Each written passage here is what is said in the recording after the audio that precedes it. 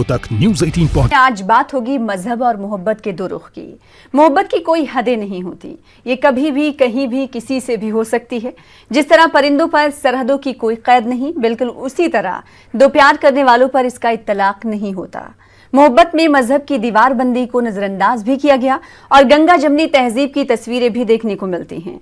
लेकिन एक group inter religious marriages को लव जिहाद से ताबीर करता है। यहां तक कि हरियाणा और यूपी हुकूमत ने इस जिम्न में तशवीश जाहिर करते हुए कानून वज़ा करने का इशारा दिया, तो वहीं गुज़िश्ता दिनों इलाहाबाद हाईकोर्ट ने इस मामले पर तबसरा करते हुए कहा कि सिर्फ शादी के लिए मजहब तब्दील करना नाकाबिले कबूल है। यानी अदालत ने कहा कि मजहब की तब्दीली खास वजूहात की बिना पर होनी चाहिए, ना कि सिर्फ शादी के लिए। सवाल ये उठता है कि प्यार में मजहब की हद मुकर्रर होनी चाहिए या नहीं, या फिर क्या मजहब तब्दील करने वाले शख्स के अकीदे पर सवाल नहीं करना चाहिए, या फिर मोहब्बत में बदलने का आखिर है क्या रुख। जानेंगे दो खास मेहमानों से खुसूसी प्रोग्राम दो रुख में। सबसे पहले खास मेहमानों का तारुफ करा दें। अश्वनी उपाध्याय जो कि बीजेपी के तर्जुमान हैं, हमारे दरमियान मौजूद हैं। अश्वनी उपाध्याय जो कि लॉयर हैं, सीनियर वकील हैं, कानूनी चश्मे से भी वो इस पहलू पर रोशनी डालेंगे। साथ ही साथ राजकुमार भाटी साहब जो कि सीनियर लीडर हैं समाजवादी पार्टी के, अपना मौक़िफ़ रखने के लिए, पक्ष रखने के लिए हमारे दरमियान मौजूद हैं। अश्वनी उपाध्याय साहब, सबसे पहले मैं आपके पास ही आना चाहूंगी। तब्दीली मजहब पर, धर्म परिवर्तन पर आखिर सरकार को ऐसा क्यों लग रहा है कि इस पर कानून बनाया जाना चाहिए? सना, ये बहुत अच्छा विषय आज आपने चुना है और मैं बधाई देता हूं आपको, न्यूज़ 18 उर्दू को बधाई देता हूं इस विषय पे बात करने की।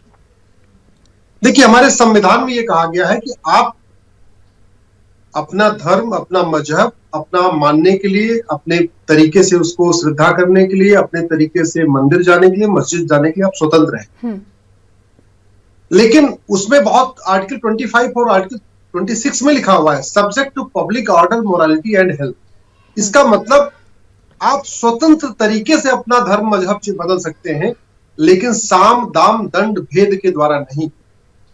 पिछले काफी दिनों से लगातार घटनाएं आ रही थी और खासतौर पे जो यूपी में लगातार एक के बाद एक घटना आ रही थी कि देखा यह गया कि लड़के अपना नाम बदल के, अपना पूरी पहचान बदल के, अपनी पूरी हुलिया बदल के, अपना पूरा कपड़ा बदल के, सब कुछ बदल के कॉलेज के आसपास चक्कर लगाते हैं। चक्कर लगाने के बाद लड़कियों से दोस्ती बढ़ाते हैं, दोस्ती बढ़ाने के बाद उनसे विवाह करते हैं।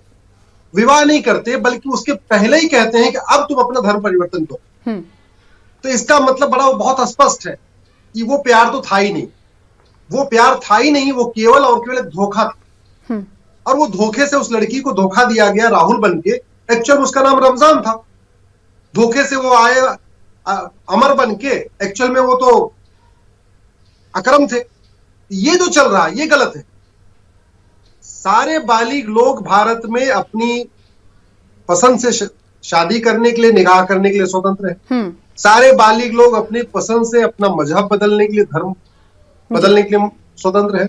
लेकिन साम दाम दंड भेद के द्वारा झूठी अपना हुलिया बदल के, अपना सब कुछ चेंज करके, राहुल बन के, कैलाश बन के, अरविंद बन के, राजकुमार बन के, रामकुमार बन के, और वास्तव में आप रामकुमार हैं नहीं, इसको रोकना बहुत जरूरी है। तो ये जो सरकार ला रही है बिल्कुल संविधान की स्पिरिट में आ रहा है ये कानून।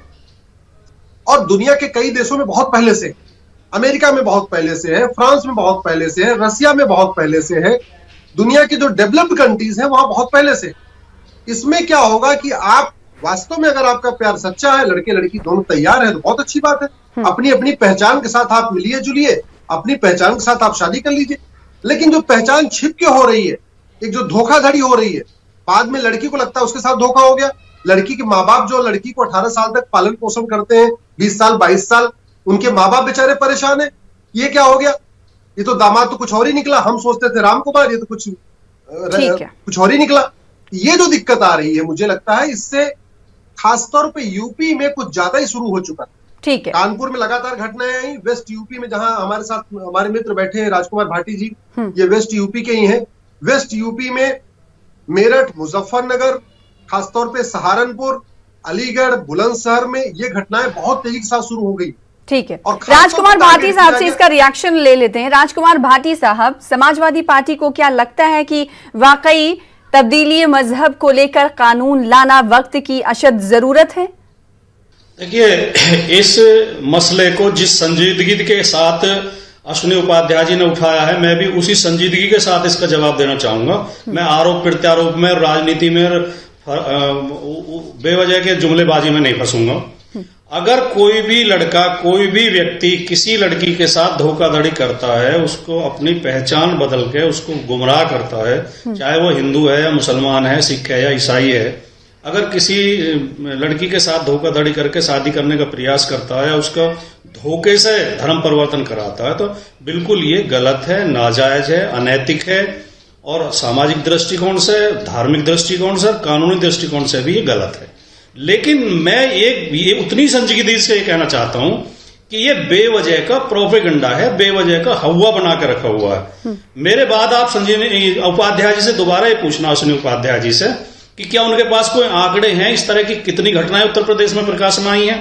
जो आप कह रहे हैं कि रोज घटनाएं प्रकाश में आ रही हैं, क्या एनसीआरबी के या आपकी सरकार है उत्तर प्रदेश में, क्या सरकार ये आंकड़े प्रस्तुत करेगी कि कितने मुकदमे इस बारे में दर्ज हुए हैं जो लड़कियों ने दर्ज कराए होंगे? किसी लड़के ने अपना मजहब छिपा के, अपना नाम छिपा के, अपनी पहचान छिपा के मेरे साथ धोखाधड़ी की। 2, 4 या 10 घटनाएं अगर ऐसी आ भी गई प्रकाश में, तो उनके अनुसार कोई ये नहीं तय किया जा सकता, वो अपवाद माने जा सकते हैं। देखिए, मैं बताऊं, भारतीय जनता पार्टी धर्म के नाम पर एक लोगों को भयभीत करने के लिए, डराने के लिए, अरे तुम्हारे मजहब पे हमला हो रहा है, तुम्हारे यहाँ जिहाद चलाई जा रही है, वो प्रशासन जिहाद, लव जिहाद, आर्थिक जिहाद, नौकरी जिहाद, हर तरह का हवा बना के लोगों को डराना चाहते हैं। माननीय योगी आदित्यनाथ जी जब उत्तर प्रदेश के मुख्यमंत्री नहीं थे और ये सांसद होते थे, इन्होंने एक बार एक प्रेस कॉन्फ्रेंस करके उसमें पर्चे प्रस्तुत किए थे कि अरब कंट्रीज से, मुस्लिम देशों से बहुत भारी संख्या में धन आ रहा है और यहां पर एक षड्यंत्र के तहत धर्म परिवर्तन कराया जा रहा है। और उस पर्चे में लिखा हुआ था कि दलित लड़की से शादी करने पे 50,000 रुपए, राजपूत लड़की से शादी करने पे 2 लाख रुपए, ब्राह्मण लड़की से शादी करने पे 10 लाख रुपए, इस तरह का इन्होंने एक पर्चा बांटा था और प्रेस कॉन्फ्रेंस की थी। आज तक एक केस पकड़ में नहीं आया। सना जी, गंभीरता से बातें करनी चाहिए।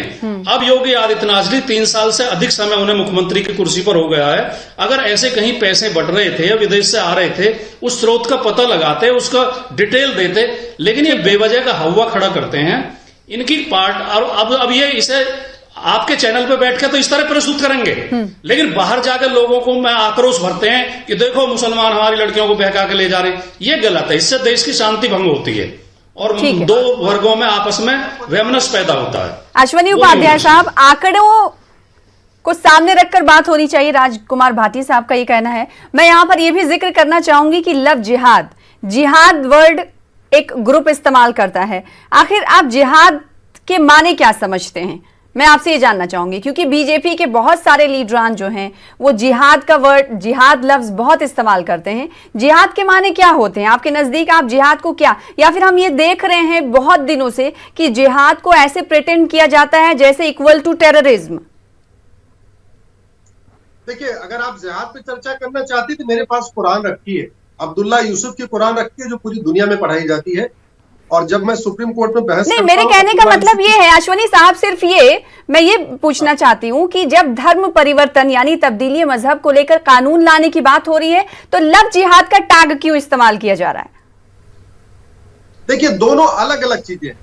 एक लव जिहाद है, एक धर्म परिवर्तन।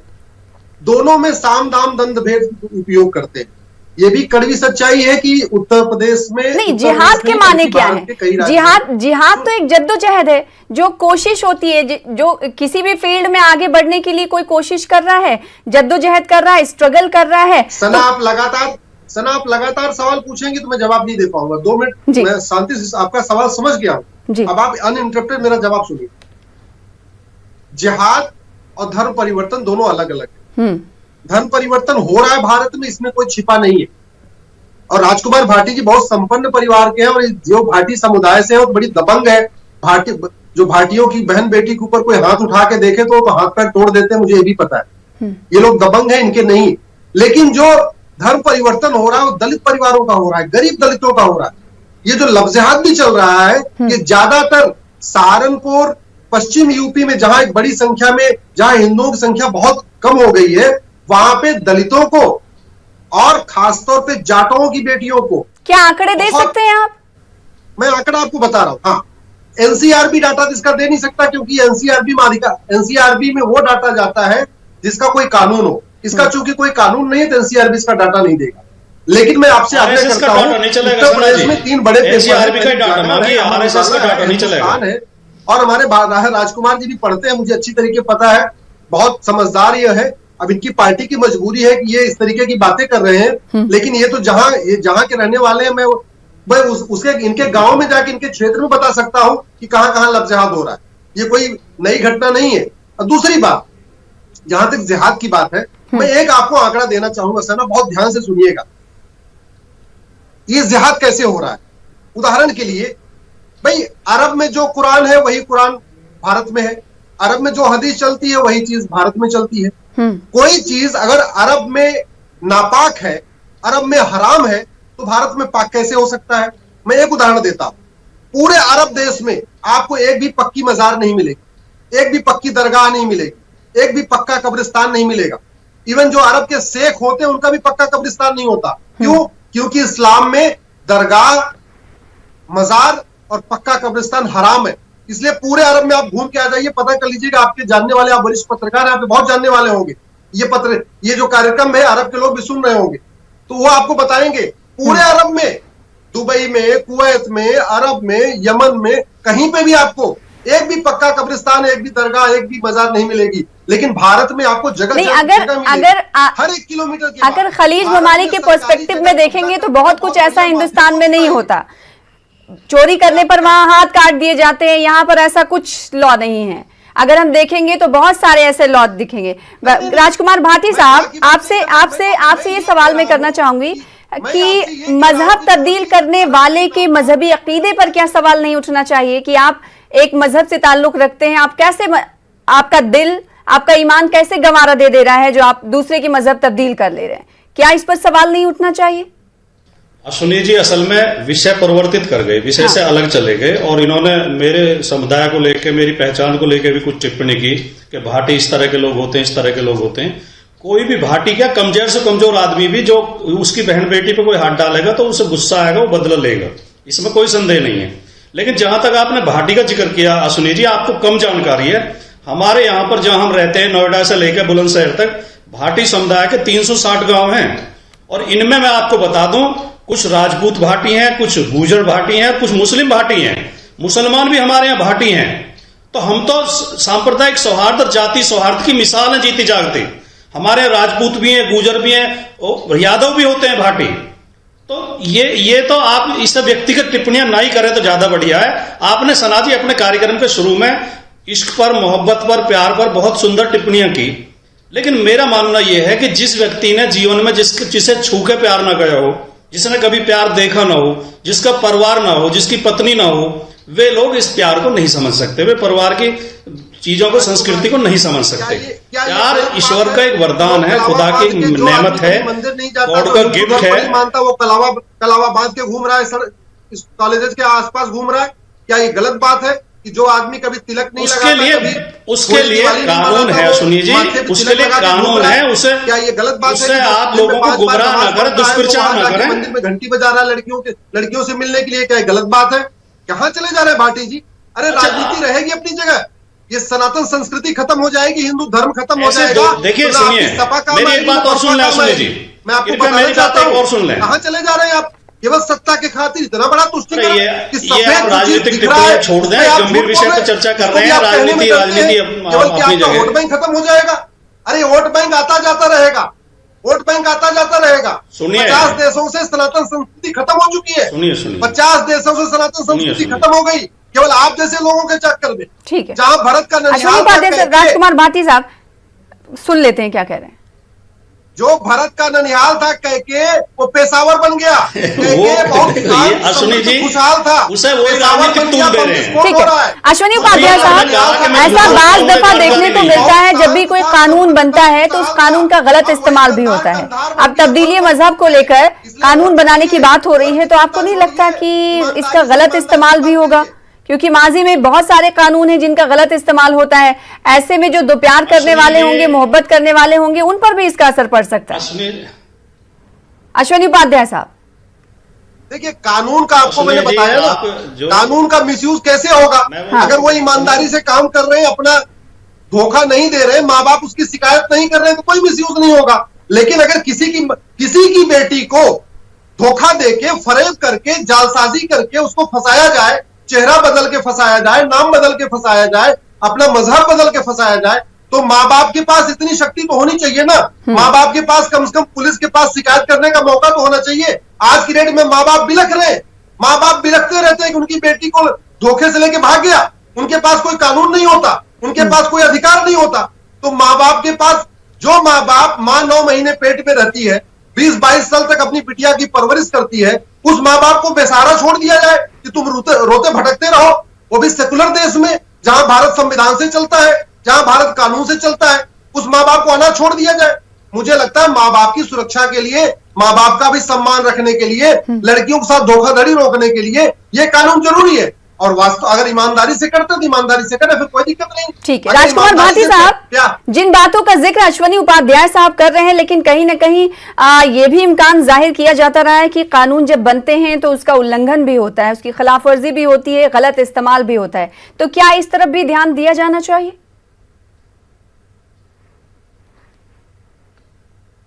देखिए मैं फिर दोबारा दोहरा देता हूं, मैं या मेरी पार्टी या कोई भी व्यक्ति इस समर्थन में नहीं है कि कोई लड़कियों को धोखा देके उनका धर्म परिवर्तन कराए, उनसे शादी करे, झूठ बोल के, धोखा देके, पहचान छिपा के, इसका समर्थन कोई नहीं करेगा। लेकिन ऐसा कहीं हो नहीं रहा जैसे ये पेश करते हैं कि संस्थागत तरीके से हो रहा, योजनाबद्ध तरीके से हो रहा, पैसे बांटे जा रहे। 2, 4, 6 घटनाएं हुई होंगी। अब आप अश्विनी जी कह रहे हैं कि मैं झूठ बोल रहा हूं, मेरे क्षेत्र में भी हुई होंगी। मैं आपको बता दूं, मेरे क्षेत्र में, मेरी जानकारी में 3 या 4 अंतर धार्मिक विवाह हुए हैं, जो एक धर्म के व्यक्ति ने दूसरे धर्म की लड़की से किए हैं, और तीनों चारों ही हिंदू लड़कों ने मुस्लिम लड़कियों से किए हैं। मेरे बराबर में ही गांव है, चिठेरा गांव, दादरी के पास, वहां हिंदू लड़के ने मुस्लिम लड़की से शादी की है। तो ये इस दोनों तरह के उदाहरण मिलते हैं नहीं, हिंदू लड़के मुस्लिम लड़कियों से, और यही तो गंगा जमनी तहजीब की मिसाल है। अगर उनकी मर्जी से, उनकी राजी से, उनकी, यही तो गंगा जम, इसके लिए तो सरकारों को प्रोत्साहन देना चाहिए, सरकारों को, और सरकारें देती भी नहीं है पीछे। अगर अंतर जातीय विवाह करेंगे, अंतर धार्मिक विवाह करेंगे तो सरकार प्रोत्साहन देती है, प्रोत्साहन राशि देती है, प्रोटेक्शन देती है। लेकिन भारतीय जनता पार्टी ने दूसरा हुआ बना रखा, फर्जी मुद्दा बना के। ये बिल्कुल फर्जी है, ये गुमराह करना चाहते हैं, लोगों को बहकाना चाहते हैं। और जैसा मैंने कहा था कि योगी आदित्यनाथ जी ने पर्चा पेश किया था, इस पैसे आ रहे हैं। राजकुमार भाटी साहब का अश्विनी उपाध्याय साहब सीधे तौर पर ये कहना है कि कोई मुद्दा नहीं है, फर्जी मुद्दा है, पैसे बांट रही है, बढ़ा चढ़ाकर आप पेश कर रहे हैं, योजनाबद्ध तरीके से हो ही नहीं रहा है कुछ। ये मुद्दा केवल उत्तर प्रदेश का मुद्दा नहीं है, ये मुद्दा लद्दाख से लेकर लक्षद्वीप तक, केरल से लेकर कन्याकुमारी तक का मुद्दा है, कश्मीर से कन्याकुमारी, लद्दाख से लक्षद्वीप तक का मुद्दा है, ये कच्छ से कामरूप तक का मुद्दा है। ये सबको पता है कि केरल में क्या क्या हुआ है, केरल के कितने माँ बाप सुप्रीम कोर्ट तक पहुंचे, बेचारे क्या करें, किस तरीके से केरल में कांड हो रहा है, सबको पता है। ये भी पता है कि केरल में केरल मामले पर अदालत का फैसला क्या था वो भी सभी को मालूम है। अश्विनी उपाध्याय साहब, इस पर भी आपको रोशनी डालनी चाहिए। नहीं कर पाएगी, कोई कानून नहीं है। कानून होता तो अदालत कानून नहीं बना सकती ना। अदालत ने बोला भाई कोई कानून है नहीं तो मैं क्या करूं, आप करो। लेकिन जब एक कानून बना है, मैं बहुत ईमानदारी से कहता हूं, अगर लड़के लड़की दोनों राजी हैं और उसमें कोई धोखा फरेब झूठ नहीं है, लड़के के माँ बाप लड़की के माँ बाप दोनों राजी हैं, कोई धोखा फरेब नहीं है, तो कोई कानून उसके बीच में नहीं आएगा। ठीक है, तो यूपी और हरियाणा, ठीक है, बात यूपी की कर लेते हैं। अश्विनी उपाध्याय साहब, कितने ऐसे मामले हैं जो गलत तरीके से धोखा किसी लड़की को, वो बेचारे माँ बाप खड़े रहते हैं, उनके पास कोई अधिकार नहीं मिलता उनको। नहीं, वही मैं आपसे सवाल कर रही हूँ कि यूपी में ऐसे कितने मामले बीजेपी के नजदीक गए जो गलत तरीके से और फर्जी तरीके से फंसाया गया। मैं आपको 3 अखबार बता रहा हूं, कोई ऐसा दिन नहीं गुजरता जिस दिन इन तीनों अखबारों में 2-3 घटनाएं नहीं आती। कोई ऐसा दिन नहीं गुजरता। कभी कानपुर में आएगा, कभी सहारनपुर में आएगा, कभी मेरठ में आएगा, कभी मुजफ्फरनगर आएगा, कभी मऊ आएगा, लेकिन आपकी सरकार को पुलिस को पता नहीं है। जगह बदलता ये निकम्मे है आपकी सरकार और आपकी पुलिस। और आप खुद भी सोचिए, सारी घटनाएं तो अखबारों में नहीं आ सकती। सारे बेचारे गरीबों की इतनी सुनवाई कहाँ कि उनकी सबकी घटनाएं अखबारों में छपे। लेकिन ये चूंकि मामला आया है इसलिए संज्ञान में आया है। और मैं तो ये भी कहता हूं, इनफैक्ट ये कानून पूरे केंद्रीय स्तर पे बनाने की जरूरत है। ये समस्या केवल यूपी और हरियाणा की नहीं है, यूपी और राजकुमार भाटी साहब, जब तब्दीली मजहब की हम बात कर रहे हैं, दो मोहब्बत करने वालों के बीच मजहब जिनके बारे में वो सोचते भी नहीं है, वो कहीं ना कहीं आड़ लेती है। तो ऐसे में क्या ये नहीं लगता कि मजहब को भी कहीं ना कहीं निशाना बनाने की कोशिश की जा रही है? देखिए, ये भारतीय जनता पार्टी नाम तो लेते हैं मर्यादा पुरुषोत्तम राम का, लेकिन ये भाषा बोलते हैं रावण की। इनका चरित्र, इनकी भाषा, इनका कर्म जो है रावण के कर्म है। हमारे माननीय मुख्यमंत्री जी क्या भाषा बोलते हैं? राम नाम सत्य कर देंगे। अगर किसी ने इस तरह कर भी दिया, शादी गलत तरीके से कर ली, तो क्या उसे गोली मार दोगे? पुलिस से कहते हैं ठोक दो, जमीन के नीचे दफना दो। ये भाषाएं किसी राजनीतिक व्यक्ति की तो भी नहीं है और संत की तो बिल्कुल नहीं है। तो ये नाम राम का लेते हैं, भाषा रावण की बोलते हैं। और ये प्रेम के शत्रु हैं। ये किसी न किसी बहाने से इन्होंने चलाया था एंटी रोमियो स्टेट। कहते हैं कि लड़के एंटी रोमियो में क्या होता था, कोई लड़के लड़के मोटरसाइकिल पे जाते, मुर्गा बनाते थे, उनकी पिटाई करते थे, उन पर लाठी चलाते थे, भक्तों पे गोली चलवाए। त्योहार एक बहन भाई आए थे, ये दोहरा भाई के चलेगा। ये देश अब देख चुका है। आप जरा पत्नी अपने पति के साथ कार में बैठी थी, अपने जरा करतूतों के ऊपर सोचिए। ये इस तरह क्या करते हैं लखनऊ में पता है, क्या क्या उन्होंने किया है सबको पता है। अरे मुलायम सिंह के तो आप पैर के तलवे की धूल भी नहीं है। आप मुलायम सिंह का क्या नाम लेते हैं? आप मुलायम सिंह एक महान नेता हैं, आप उनके तलवे की धूल भी नहीं है। किसका नाम आप ले रहे हो? आप जोर से जैसे हत्यारों का नाम लेते अच्छे लगते हैं। मुलायम सिंह जैसे महान नेता का नाम आपके मुंह से शोभा नहीं देता, जो आदमी कहता है लड़कों से बलात्कार हो सकता है, अरे आप कट्टा चलाने वाले, बंदूक चलाने वाले, बहुत से जैसे गुंडों का नाम लीजिए। आप महान नेताओं में कहां नाम लेते हैं? ठीक है, अश्वनी उपाध्याय साहब, पार्टी लाइन से हटकर मैं आपसे ये सवाल करना चाहूंगी। जिस तरह से सुप्रीम कोर्ट अदालत ये कहता है कि बालिग को फैसला लेने का अधिकार है, इख्तियार है, दूसरी तरफ अदालत ये कह रहा है कि सिर्फ शादी के लिए मजहब तब्दील करना काबिल कबूल नहीं। आप इसे कैसे हमारे नाज़रीन को, व्यूअर्स को समझाएंगे? देखिए सना, दोनों बातें बिल्कुल ठीक है। नहीं, पहली बात तो कोई भी फंडामेंटल राइट एब्सोल्यूट नहीं हो। कहने का मतलब कि हमें फ्रीडम ऑफ रिलीजन है, राइट टू प्रे है, वो एब्सोल्यूट नहीं है। हम ऐसे थोड़ी कर सकते हैं कि हम किसी के मंदिर में जाके नमाज पढ़ना शुरू करें या किसी की मस्जिद में जाके हनुमान चालीसा पढ़ना शुरू कर दें। कोई भी धार्मिक अधिकार पूरी तरीके से इंडिपेंडेंट नहीं होता। तोड़ चुके हैं आप, हर चीज आदर्श की बात करते हैं, आदर्श के कानून की। आप तो सुप्रीम कोर्ट पहले कह चुका है जहां लड़के बालिग हैं उनको अपना निर्णय लेने का अधिकार है। लेकिन दूसरा जो अभी जजमेंट आया वो कहता है जहां धोखा हो रहा है, जहां फरेब हो रहा है, जहां जालसाजी हो रही है, जहां मक्कारी हो रही है, जहां पे अपना हुलिया बदला जा रहा है निकाह करने तो वही तो पूछ रहे सर कि कितने मामले ऐसे सामने आ गए जिसके बाद सरकार को लगता है कि वक्त की अहम जरूरत है, अशद जरूरत है ये कानून लाना। देखिए मैं आपको बताऊं, 10 माँ बाप के साथ गलत किया जा रहा हो या 5 के साथ गलत किया जा रहा, मैटर ये नहीं है। मैटर ये है कि ये विषय वास्तव में ये कोई वेल प्लान्ड तरीके से हो रहा है। वेल प्लान्ड तरीके से हिंदू लड़कियों को टारगेट किया जा रहा है, खासतौर पे फिर तो ये इंतजामिया की नाकामी हुई, उस रियासत के इंतजामिया की नाकामी हुई। क्या अश्वनी साहब आप ये मानते हैं? अगर प्लान वे में ये किया जा रहा है, अगर ये प्लान वे में बहुत दिनों से चल रहा है, तो इसके खिलाफ कानूनी एक्शन क्यों नहीं लिया गया? क्योंकि कानून नहीं है तो कानूनी एक्शन कैसे होगा? इंतजामिया आखिर ऐसे कैसे होने दे रही होगा? भाई इसके पहले कानून बनाया नहीं, मुलायम सिंह ने कानून बनाया नहीं, अखिलेश यादव ने कानून बनाया नहीं, मायावती ने कानून बनाया नहीं जी। पिछले 20-25 सालों से नहीं। राजकुमार भाटी साहब कुछ कह रहे सुनिए। मुझे बहुत ही आश्चर्य है कि एक वकील जो सुप्रीम कोर्ट में प्रैक्टिस करते हैं वो कह रहे हैं कानून नहीं है। इस देश में धोखाधड़ी के लिए, मजहब छिपाने के लिए, मजहब परिवर्तन कराने के लिए लालच देके या दबाव बना के कोई कानून नहीं है। और कहते हैं अखिलेश जी ने, मुलायम सिंह ने कानून नहीं बनाए, उन्हीं के बनाए कानूनों पे आप चलोगे। आप नहीं बना सकते अगर कानून की जरूरत है तो। और ये अरे अगर वही बना रहे हैं, तो राजकुमार जी 420 वही का तो बना मुकदमा रहे आप हैं। किसी के खिलाफ भी दर्ज इसीलिए कर कह रहा हूं, आप इस सकते हैं। कानून एक का भी स्वागत केस आप नहीं करिए। बता सकते। नेताजी बनाना भूल गए, बहन जी ये बनाना आप भूल झूठ गए, फैला रहे अखिलेश हैं। भैया बनाना भूल कोई गए, कानून आप अब नहीं योगी बनाएंगे, जी बना आप रहे केवल हैं। उन्माद आप पैदा इसका करेंगे। स्वागत आप करिए। केवल आप हिंदू जहां मुस्लिम रहते झगड़े हैं नोएडा कराएंगे। गौतम बुद्ध नगर में आप भाटी दोनों जी, फिरकों ये में आप वीडियो आप यहाँ फर्क लोग पैदा करेंगे, देखेंगे, कुछ ये नहीं इसकी करेंगे आप। छोटी छोटी कटिंग आपके नोएडा में भी पहुंचेगी। तो ये जो बातें कह रहे हैं, आपको जरा सोचिएगा, आपके क्षेत्र के लोग जब सुनेंगे तो क्या आपकी सारी बातें आपके क्षेत्र के लोग भी जानेंगे। इसलिए कह रहा हूं, तो मतलब सच्चाई के धरातल पे रहिए, आपको जितना वोट मिलना होगा उतना ही मिलेगा। साजिशों अब में। सवाल ये होता है कि कम ज्यादा नहीं इंटर होने वाला। रिलीजियस शामिल हो मैरिज जाएं। यानी जो आप इंटर इस देश को कम्युनिटी तोड़ना मैरिजेस चाहते को हैं। लव जिहाद का नाम देना कितना सही है, ये भी सवाल उठता है, क्योंकि बार बार लव जिहाद का नाम हम सुनते हैं, जिस को लेकर अश्विनी उपाध्याय साहब से हमने सवाल भी किया था।